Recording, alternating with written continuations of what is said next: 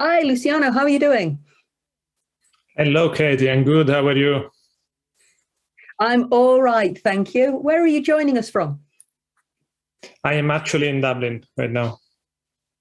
In Dublin. Oh, brilliant. So you're not going to be talking about interiors. You're going to be talking about async iterators. I'm sorry for getting that title wrong. Yes. I just wanted to ask you a little bit about when did you start coding? I did start coding very early. I think I was around 12 years old. Even though I wouldn't call it coding, I was mostly kind of copying stuff from a book and trying to see what was going on there.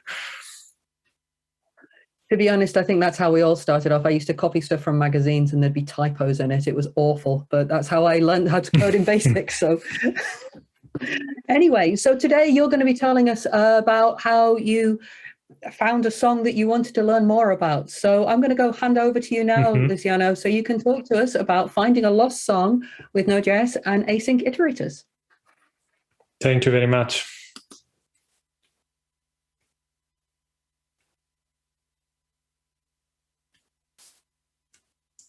Okay, so should I wait for my slides to appear? Yes, okay. So before getting started, I want to share the slides just straight ahead, because I'm going to be showing you a number of code examples. I'm going to be giving you a number of links. And I think it's just better if you have the slides at the end for during the talk or even afterwards if you just want to see something again. So you can get the QR code, the link there. I'm going to be sharing on Twitter and also in the chat. So hopefully you'll find a way to get the slides. And today I want to tell you a story, and this story starts with a feeling. And that feeling is maybe common to you. It happens to me a lot. I hope it does happen to other people as well. But it's basically when randomly you get a song in your head and you cannot shake it anymore. It doesn't really matter what you do every day. That song keeps coming back to your mind. And at that point, there is nothing else you want to do except listen to that song. But what happens if you just remember the tune, but you cannot really remember the title of the song or the author? And when that happens, there needs to be a way to remember, right? We cannot just keep that song in our brain. And that happened to me recently. And I was able to find again the title of that song by using a number of different technologies, Last.fm, Node.js, and async iterators. And today I want to tell you that story. I'm going to try to split the talk in two parts. In the first part, we are going to explore Last.fm, its APIs using Node.js. And in the second part, we are going to try to implement a little library to deal with all this kind of data collection using async iterators. And hopefully, we're going to learn a number of things while doing that. So before I start, let me introduce myself. My name is Luciano. As you might have guessed, I am Italian, funny accent and gestures. And I am a senior architect at Fortheorem, where I work in Dublin. And I'm also the co-author of this book called Node.js Design Patterns. I hope that in the Node.js community, you already bumped into this book. And if you didn't, please have a look. I'd really love to get your feedback on this book. And feel free, absolutely, to connect with me. I am quite available, especially on Twitter, but you can also find me on LinkedIn. I have a blog. Definitely, let's connect. I would really love to chat during and after the conference. Just a quick word about Fortheorem. Fortheorem is a company that is highly specialized in cloud migrations and improving cloud projects, especially in the context of AWS. We are AWS partners, and we have been helping a number of customers to get the best out of their cloud deployments.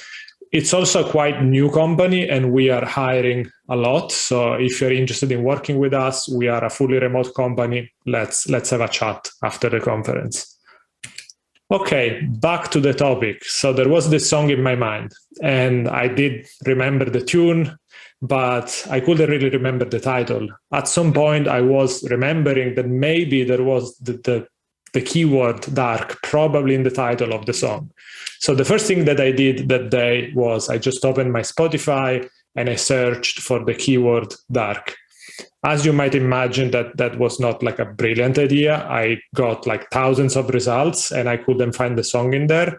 And even worse, Spotify doesn't even give you more results than 1,000. So at some point, you just have to stop. And at that point, I remember that I've been a member of this website called Last.fm. So if you never heard of this website, you can see it kind of as a social media for people that love music. And one of the interesting features of this website is that if you use one of their plugins for media players, you can basically keep an history of all the tracks that you have been listening while you have been part of this system. And I actually have been a user for a long time. You can see here I've been joining the community since 2007, and I've been listening for more than 250,000 songs. So I was thinking, okay, this song that's in my mind also needs to be there in my history, in my profile. And of course, as an engineer, the first thing that I checked is there an API that I can use maybe to fetch my entire history and do some search? And thankfully, there is one. It's actually not the most RESTful API because it's actually quite old, but it works really well. And if you look at the documentation, you can find a function that you can use that actually gives you the entire history of the songs for a user from the most recent to the oldest. So the first thing that I did, I just grabbed an API key and I was just with curl trying to get to do a request and see how that will look like. And when I ran that snippet of code, basically I got this. And that looked good enough, but I didn't want to spend too much time in Bash playing around with curl, because at the end of the day, I wanted to use JavaScript. So the next step for me was, okay, let's try to redo this request, but this time using JavaScript and Node.js. So that looked pretty much like this. And by the way, I'm using this amazing library called Undici, which is a very good HTTP client. And I've been using it a lot lately and enjoying it. So really recommended. And the first thing that I needed to do is to build the query string parameters for my request, where I was calling a specific API for my current user with my API key, and I wanted to get JSON as a response format. With that, I built the entire URL, and then I made the request. Given that the response is a JSON, we parsed that JSON, and for now, we are just going to print all the data. And with the data being printed on the screen, we should see something like this. And you can see that there is a first part that is kind of meta data type of information, where we get something like, okay, this is the first page of something like 5,000 pages. There are 200,000 and more tracks in that. And there are 50 songs per page, 50 tracks per page. And that was a little bit interesting to me because I looked at this object here and I immediately realized that the number was off. And if you actually count, it's 51 and not 50. So there is something fishy going on there, but let's ignore that for a second, because the main question for me right now is, this is just the first page of more than 5,000 pages. How do we go to the next page and then to the next page so that we can consume the entire history? So in order to do that, there is one way that is basically the page query string parameter, which is essentially an integer. You can initialize that to 1, and then we could be doing a while loop. And if we include the page query string parameter, that way we can just fetch the first page, then in the next iteration of the loop, we can fetch the second page, and so on. Of course, we need to be very careful because this is an infinite loop, so we need to make sure we have an exit condition. And the exit condition is basically when we see that the current page is the same number as the total number of pages, that means we reached the last page. So at that point, we can just break. And of course, we need to remember to increase the counter, so we fetch consecutive pages. So that is going to look something like this. I don't know if you can see it because it's a little bit small, but you can see that the page number is increasing. So all of that, let's say, seems good for now, but we haven't looked at the data yet. So let's do that now. So now, rather than just doing a console log of every single page response, I want to iterate over every single track in a page and just show a few details regarding every track. So the timestamp when that track was recorded, the title, and the name of the artist. And if we look at this, we should see something like this. By the way, keep in mind that now I am limiting the number of results per page to 10, just to have this a little bit easier to visualize. And in this screen here, there are a number of interesting details. The first one is that for every single page, the first element, for some reason, as undefined as timestamp. And I realized only at some point later that that means that this is the song that I'm listening right now while I'm going through the data. If I'm listening to a song, it's going to be in every single page, and it's going to be the first element with undefined timestamp, which is a little bit of a weird choice for Last.fm, but we can just ignore it if we don't need the current song. And by the way, that's also the reason why we have one-off additional track for every single page. So here, for instance, we have 11 results because the first one is the current song that I'm listening to right now. Okay, so that seems reasonable, even though arguable choice. But one thing that kind of struck me as a potential problem is that if you look closely between the end of a page and the beginning of the next page, sometimes you have a repeated song. And it's not that I was just listening to that song twice. It's literally the same timestamp, the same artist, and the same song name. So that looks like a repetition of data. So that might be a little bit annoying and a little bit tricky to remove. And this is quite common if you have been dealing with paginated APIs. It's something that sometimes is called the sliding windows problems. And I'm going to try to explain it very quickly. So the idea is that we are looking at data. We are trying to divide this data in a number of pages. Here we have 5 items per page. But the problem is that this data is dynamic. We are looking at the most recent data to the oldest. But while we are looking at the data, that data changes over time because I might be listening to more and more songs as I go through the data, and that changes the data set in real time. So if that happens, we get a new track here. And if we look at the pages now, you can see that that blue one at the end of the first page is going to end up becoming the first element of the second page.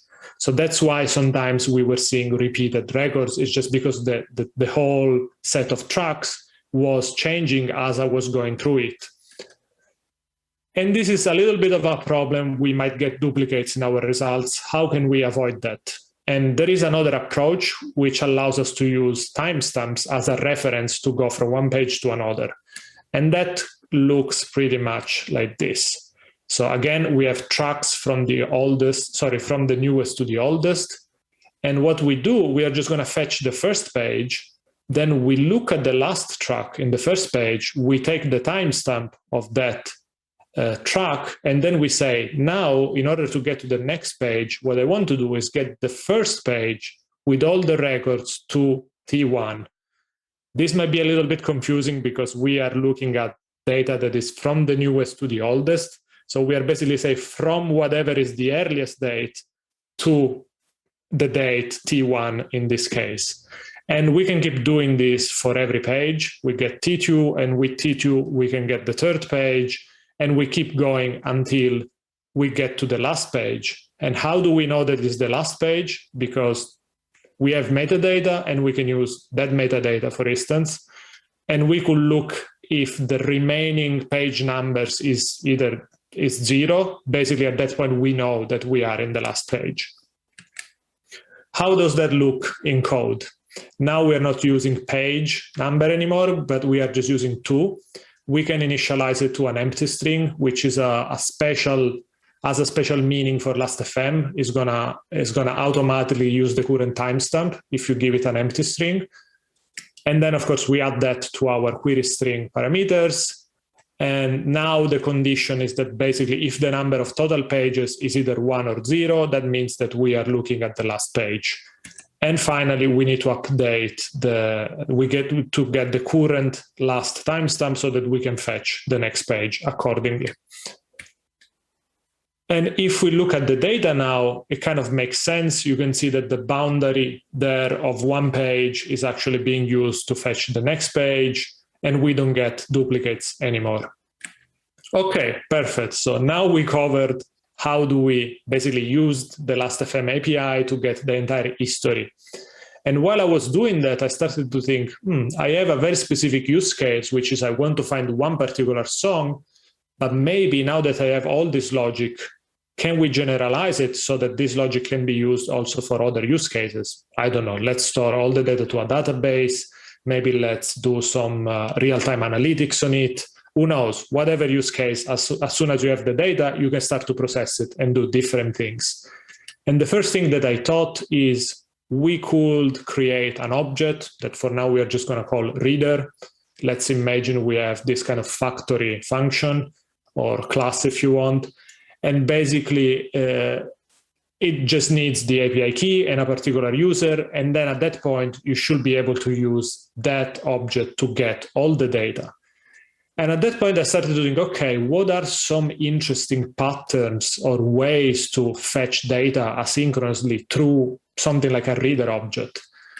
And one thing, the first thing that came to my mind at least, is that idea of callbacks, using callbacks to kind of capture events and react to them.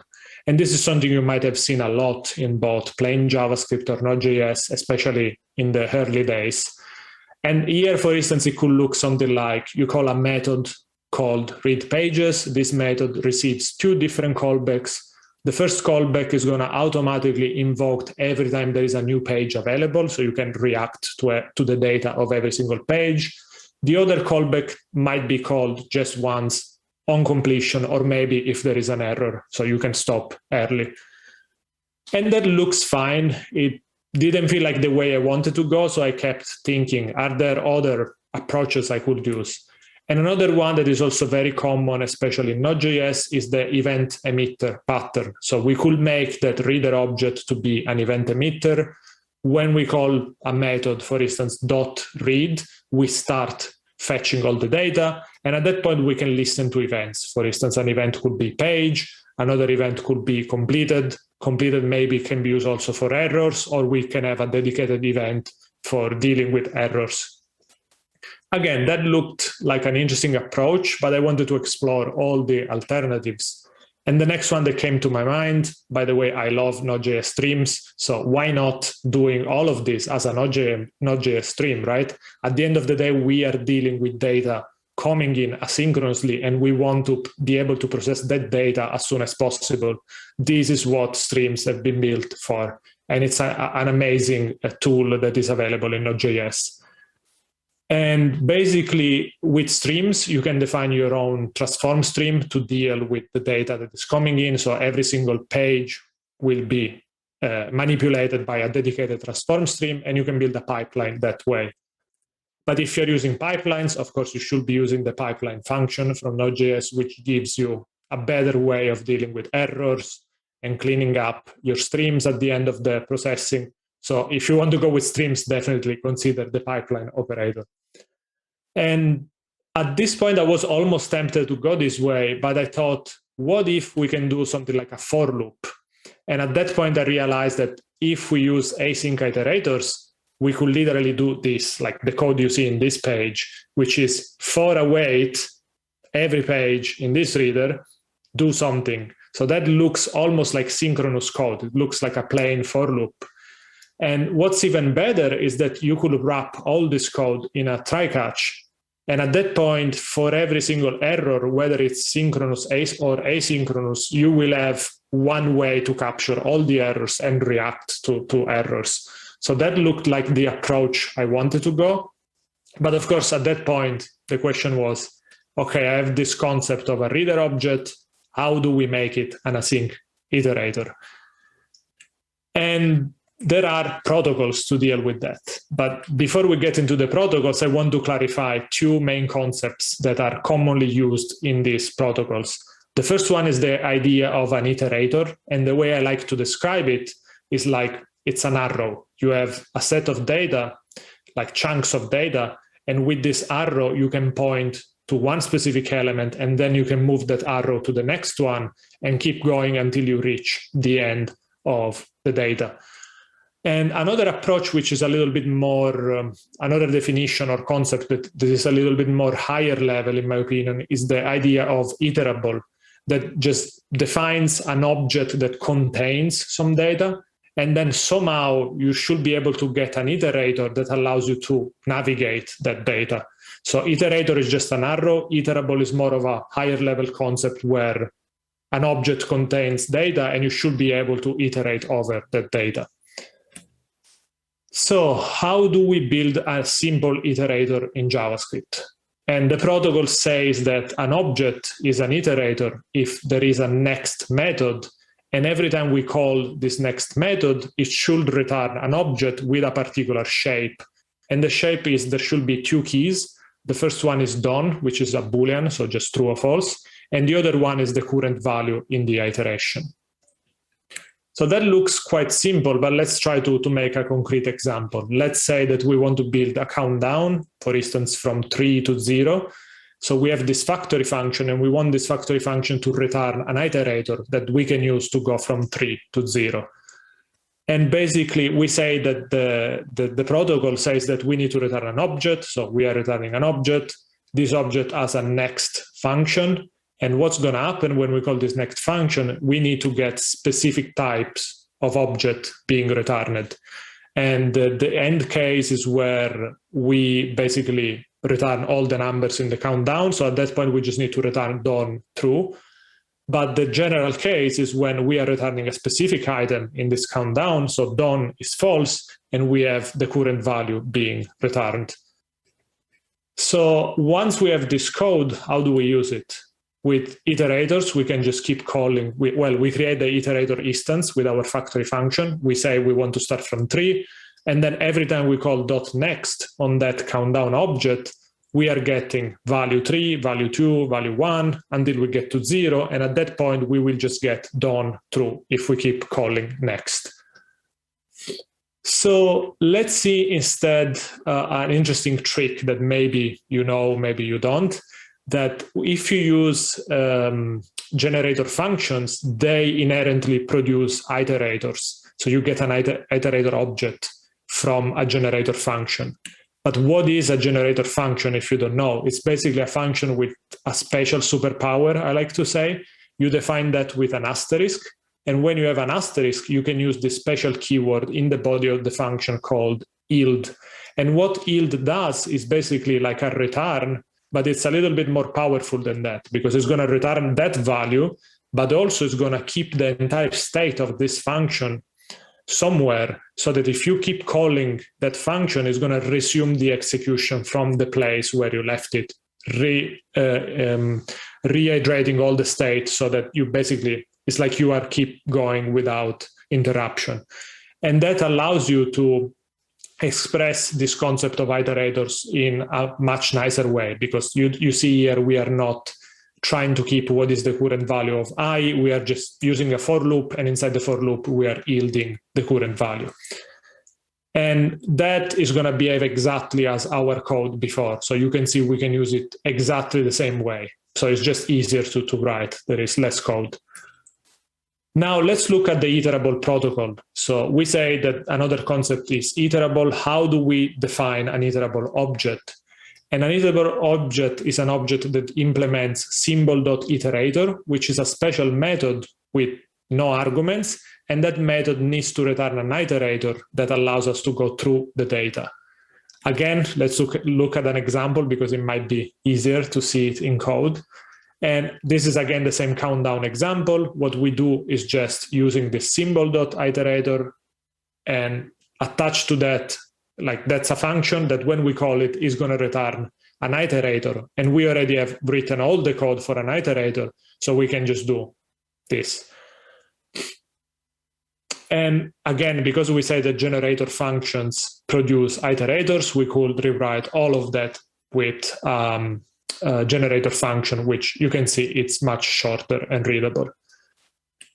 And how do we use an iterable? The nice thing about iterable is that you can use a for-off loop to consume all the data in an iterable object.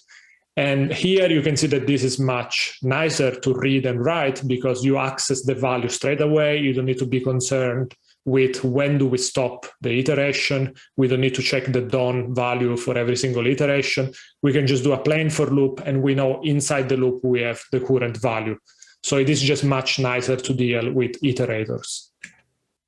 Okay, at this point, you probably realized, okay, but you are talking about API calls to Last.fm and fetching data synchronously. All this stuff is synchronous. So how do we use it in asynchronous concept, in asynchronous scenarios? And it turns out that the same protocols we just described, they have an asynchronous counterpart. And for instance, for the iterator protocol, it almost looks the same as the synchronous counterpart. The only difference is that when we call next, rather than returning an object straight away, it's going to return a promise that is going to eventually resolve to that object with done and value. And again, let's look at an example. And this is the same example as before. The only difference here is that our countdown is going to wait 1 second or whatever configurable delay before giving us a value. So this way, we're kind of simulating an asynchronous behavior. And I am using async in the next function just to return a promise. Then we await the delay that we configured in our factory function. And then everything else is pretty much the same as before. Now, how do we use it? Almost like before, but there is a subtle and important difference. Is that because now every time we call next, we get back a promise, we need to await that promise in order to get the value. But everything else is pretty much as its synchronous counterpart. Now, oops, sorry, I just went to the last slide. Almost there. Apologies. Okay, now we can check the async iterable protocol, which is pretty much the same thing, but this time rather than using symbol.iterator, we use symbol.async iterator, and that needs to return an async iterator. So again, if we look at an example, we just need to use that symbol async iterator, and that needs to return an async iterator. And we can use generators as well, also for asynchronous counterparts. So we can create a function that is both an async and a generator. Now there is a hot tip that I want to share. If you use async generators, they will produce objects that are at the same time async iterators and async iterables. That is also true for the synchronous counterpart. So in real life, you're not going to be concerning yourself too much with using that symbol.async iterator, because you can just write something like this, like literally just a generator function. And inside that function, you can use your await and your yield. And every time you yield, you are basically defined the next element in the iterator protocol. And the beautiful thing is that when you have an async iterator, you can use the for await syntax. So here you can see that we can get 3, 2, 1, 0. More or less, we have a second of delay between one or another by just doing a for await loop. So this is literally what we want to do with our Last.fm reader. So now that we know how to do that, let's do it. So everything else is pretty much the same, except that now we know we can just use an async generator function. And then inside this function, what we can do is, rather than just doing a plain console log, we can yield all the tracks, and whoever is using this function can decide what to do with every single page. And just to give you an example, this is equivalent to what we were doing before. We can do a for await, and then with the data, we just do a console log. But we want to find all the songs with the word dark in the history, right? So how do we do that? At this point, it's very simple. We just do, again, a for await for every single page. We look at every track for every page, and then we try to see if there is any song that includes dark in the track name, which is the song title, then we just print that song. And when I did that, after looking a little bit of history, I realized that the song was there. By just looking at the title, I immediately remembered that was the song I wanted to find. And by the way, that was 8 years ago. So I have no idea how a random song from 8 years ago just popped again into my brain. So I was really happy I could listen to the song again. And by the way, if you want to use Last.fm, there are a number of edge cases, for instance, retries and things like that, that you might want to use as well, especially if you're going through thousands of HTTP requests. So I created a package that does everything we just discussed, but with a little bit more functionality. So you might want to have a look at that as well. And with that, we are basically at the end of my talk. I hope you found it interesting. I don't know if we're going to have times for questions, but if we don't, feel free to reach out to me anywhere, like Twitter or whatever. I'd be more than happy to talk with you afterwards. Thank you very, very much.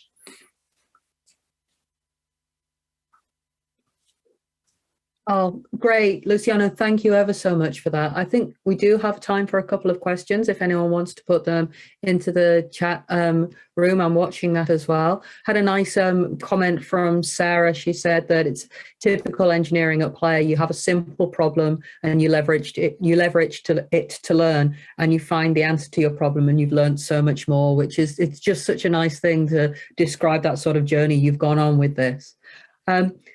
You did build a library to fetch the data from Last.fm, which you talked about at the end there. Could you tell us something about how you went about testing that library? Oh, yeah, that's a very good question. So basically, because we are dealing with HTTP requests and we don't really control the other end of the spectrum, there are essentially two things you can do. One is you either mock the response. So this is actually what I'm doing in the library. I did a couple of real requests just to see the shape of the data, the different edge cases when there are no results, when there is only one page, when there are multiple pages. And I have all these mocks in the library, and I have unit tests that will test my code against these fictional responses that should look like the real API. In real life, if this was like a real project, maybe an integration between two platforms in production, I would want to have also some integration tests just to make sure that things wouldn't break in between just because one of the two ends decides to do changes. Cool, thank you. You'll have to excuse me. Occasionally I'm looking down. It's because I'm trying to watch other questions that are coming in as well. So it seems that you like both Node.js streams and async iterators. Do you have an absolute preference for one or the other, or would you say that one has better needs for each different scenarios? Yeah, I think it's not like black and white. I think you can use them pretty much interchangeably these days in most use cases. And there are also a number of interesting utilities that you can get in the Node core library to even convert between those two types. If for instance, if you have a stream and you want to use that as an async generator. I think in general, I like to reason in terms of streams when I have to do a lot of data transformations. Maybe there are multiple steps involved. I think it's just an easier mental model where you can define the individual steps of processing as their own streams. They are easier to test and easier to combine, even a little bit more reusable in different contexts. Instead, for cases that are simpler, like here, where I just needed to go through one very specific set of data and do one thing with that set of data, I think it's just easier to reason in terms of async iterators. But this is just my preference. I think you'll find all sorts of different use cases. Sure. Yeah, thank you for that. I've got a question here from, and I'm going to pronounce your name, so sorry, Vinicius, I think it is. Have you ever used iterators in a production app? And if so, what was the user case? That's a great question. Thank you for that. Yeah, actually, the first time that I used async iterators in a real app, I think at that time it was still experimental. So you could use that only with Babel and kind of transpile the code to alternative JavaScript that will do pretty much the same thing. It was I was trying to consume data from a queue, and every time you would ask the queue for some data, you would get like a batch, and then of course you need to wait for that batch to finish before you ask the next one. And it was very convenient to use an async iterator to kind of abstract all that model, because then in the consumer code, you just have like a for await loop that looks pretty much the one we discussed today. And then inside the for loop, you just have the code that is able to process an entire batch of jobs from the queue. Okay. Oh, great. Thank you very much for that. Listen, I know that there's a couple of other questions which we're not going to get time to get to. Is it okay for people to reach out to you on Twitter? Absolutely, I'd be delighted. Both works. All right. Well, Thank you so much, Luciano. That was a great talk and a lovely virtual round of applause from everybody. There's been a lot of virtual clapping going on the chat stream as well. So thank you.